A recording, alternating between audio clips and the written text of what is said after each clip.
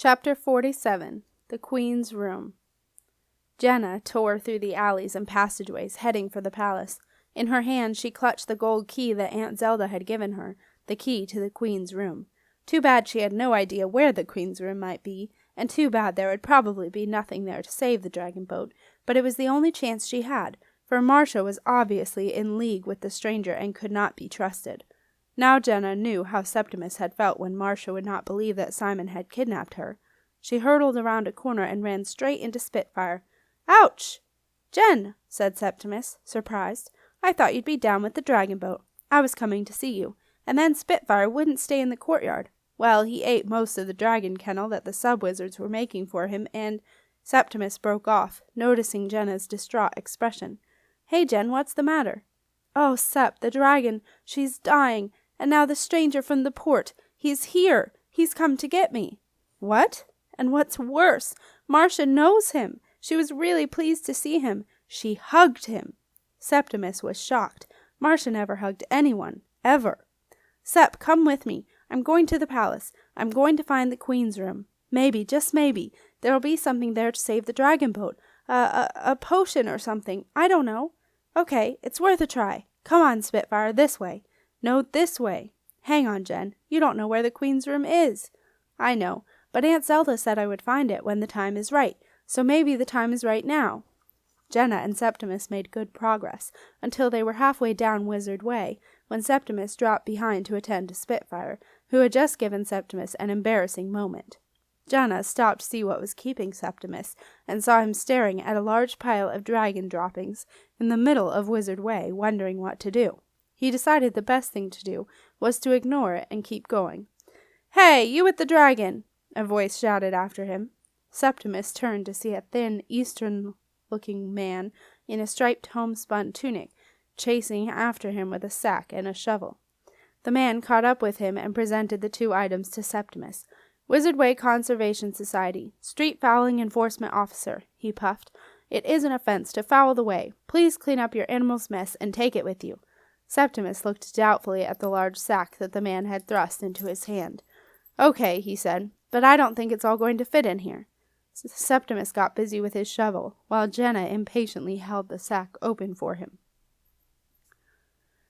The sun was setting, and Billy Pot was wheeling away his contraption at the end of a particularly trying day. The lawn lizards had been acting up again. His face brightened when he saw Jenna, Septimus, and Spitfire coming across the lawn. Billy Pot had once smelled dragon droppings on his lizard-keeping diploma course, and he had never forgotten it. In fact, most people, once they had smelled dragon droppings, never forgot it. "Excuse me, young sir," said Billy Pot, running up to Septimus. "Please forgive me for being so presumptuous, but I wonder if you would consider parting with the contents of your sack. I would be eternally grateful. There's nothing like strategically placed dragon droppings to keep the lizards in order, and I'm that desperate. Ever since that horse ran over the contraption, they have been uncontrollable, and—" "Yes," said Septimus, "take it, please. You see, sir, I have dreamed of getting my hands on some. Dreamed of it, I have. But where can you find a dragon nowadays? It's a nightmare for a lizard keeper like myself. Nightmare." Billy Pot shook his head sorrowfully. "But of course, if you don't want to part with it, I quite understand." "No, please, please take it," said Septimus. He thrust the bulging sack at Billy Pot, who smiled for the first time that day. As Jenna, Septimus, and Spitfire reached the palace door, Godric's thin voice drifted through the evening air.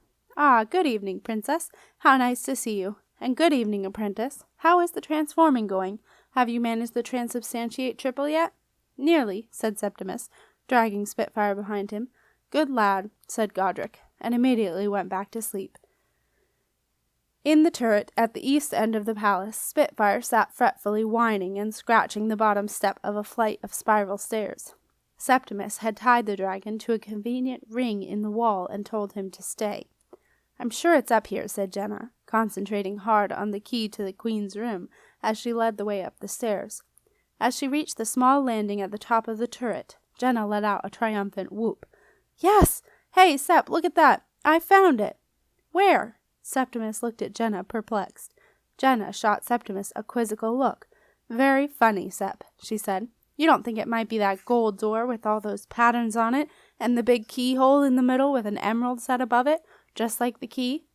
"What gold door?" asked Septimus. Suddenly Jenna understood, and a thrill of excitement went through her. "You can't see it, can you?" she whispered. "No," replied Septimus, a little overawed. "I can't. All I can see is a blank wall with lumps of plaster falling off it." "Well, it is here, Sep. I can see it. I really can. I'm going to put the key in the lock now," said Jenna hesitantly. "Will you wait here for me?" "Of course I will." "This is weird. I'll try the key then, shall I?" "Yes, go on, Jen. Oh, hang on. Did you say the lock was in the middle of the door?" "Yes. Why?" Jenna looked concerned. "Well, make sure you jump out of the way as soon as you've turned the key. The door will come down like a drawbridge. It'll squash you flat if you don't." "Will it? How do you know?" "Oh, I just know these things, Jen," said Septimus airily. "Silly boy," said Jenna fondly. Septimus stepped back and had the strangest experience of watching Jenna push the key forward until the end of it disappeared. Suddenly she leapt back and smiled at him. Septimus smiled as well. Then he watched her walk forward and vanish through the solid wall. The golden door closed silently behind Jenna, and she found herself in a small and surprisingly cozy room. A fire was burning in the grate, and a comfortable chair was placed beside it. Sitting in the chair, gazing at the fire, was a young woman wearing a heavy red silk tunic, with a gold cloak wrapped around her shoulders. Her long dark hair was banded by a gold circlet like the one that Jenna herself wore. At Jenna's sudden arrival, the young woman sprang to her feet, her violet eyes shining with excitement. She took a swift step forward, and in her eagerness to reach Jenna, she passed through the chair as though it was not there.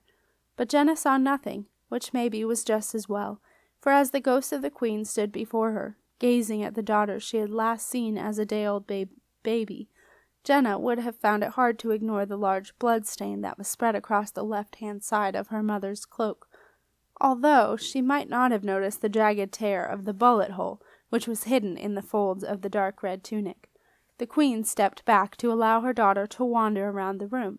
She watched Jenna gaze, puzzled, at the blazing fire and at the empty chair.